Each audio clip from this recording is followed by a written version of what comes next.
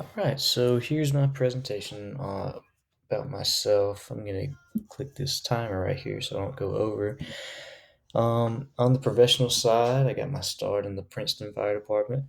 Gonna skip over how I got into it. It's a whole story in and of itself I could talk about for days. But anyway, when I was on it, um, I had an awesome time, got some awesome training. I took advantage of the fact that all the training was free. They had their own dive team. I have this whole video of us doing our thing underwater that I'd love to show you guys, but it in itself is 10 minutes, so obviously that's not going to work. Um, while on the dive team, we did some awesome things, got some awesome training. Uh, and like I said, I took advantage of all the free training I could while I was on it. They they encouraged us to get as much training as we could, and I took that to heart for sure because I wanted to make a career out of this. I knew that I wanted to go all in, and something that employers want to see is experience, education, and training slash certifications. I definitely went all in with that because I wanted to give myself the best chance I could at getting hired somewhere. So I got my degree in fire protection technology, my technical rescue, vehicle rescue, swift water rescue, emergency vehicle driver, hazmat ops, firefighter 1 and 2. I don't know if I said that already. EMT, um, just as many things as I could. And I was in the middle of getting my advanced EMT, or excuse me, I was at the end of the course actually. I'd done the whole thing. I just needed to get my clinical situation straightened up and take my final and then my state test, and then I would have had it. But got that phone call from the Raleigh Fire Department, and I said, "Screw this, dude! I'm out of here."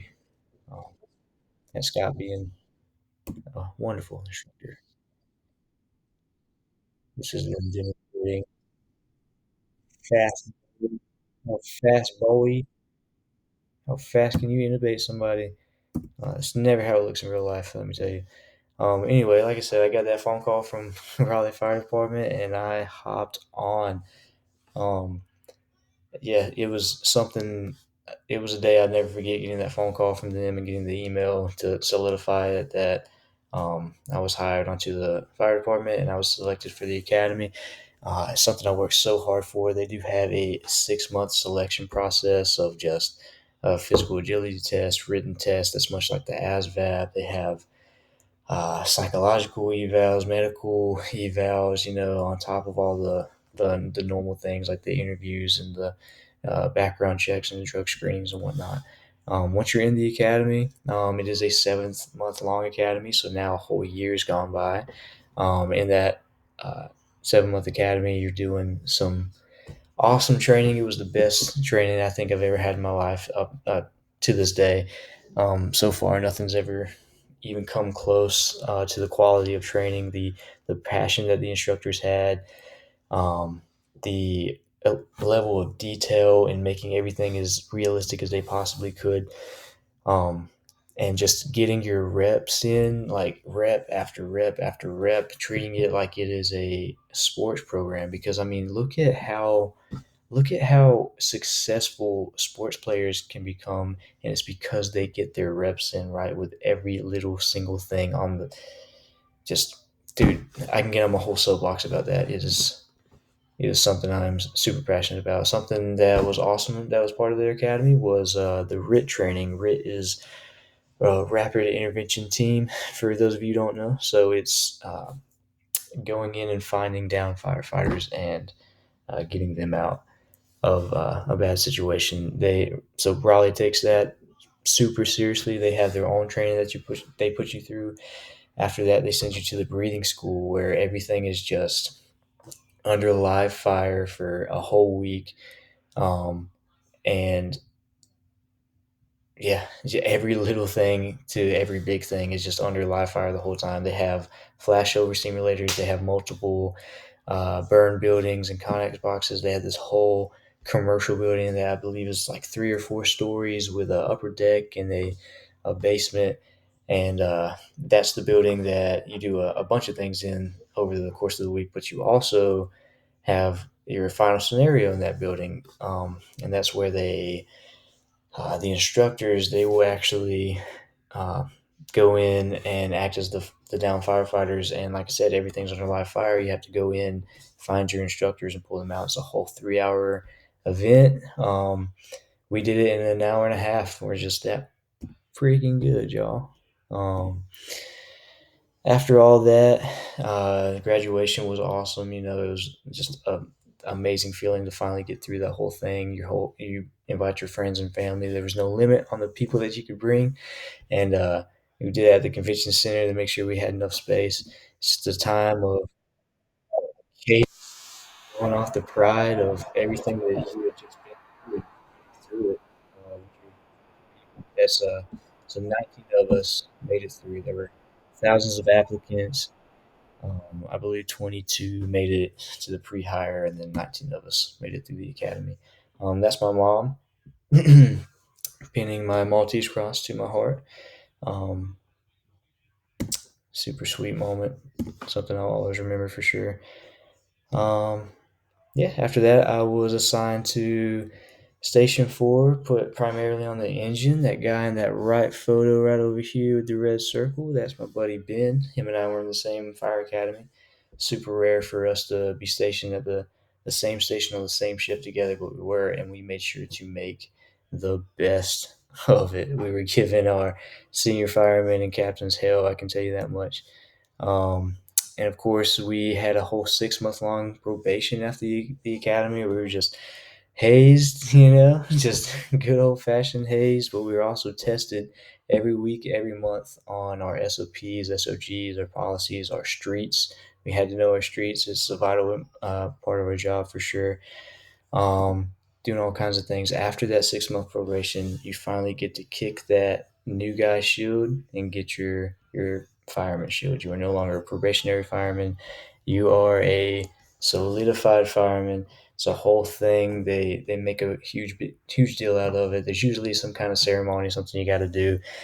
For me, during a rainy day, they charged the hose, stretched it out at the end and they pressurized it and made it fly all over the place. And they had my shield tied to the end of it, so I had to run out with a life jacket on, looking all goofy, and tackle it, get to the end of it, cut my shield off with my pocket knife, and there you go. And now I got my real shield once and for all. It was a awesome day. Um, After that, they put me on the rescue, the heavy rescue. Raleigh's only got one rescue, and it's part of their special operations command team. So they have multiple units that's on the SOC team, but they only have one rescue. And their SOC team is also part of the state urban search and rescue team.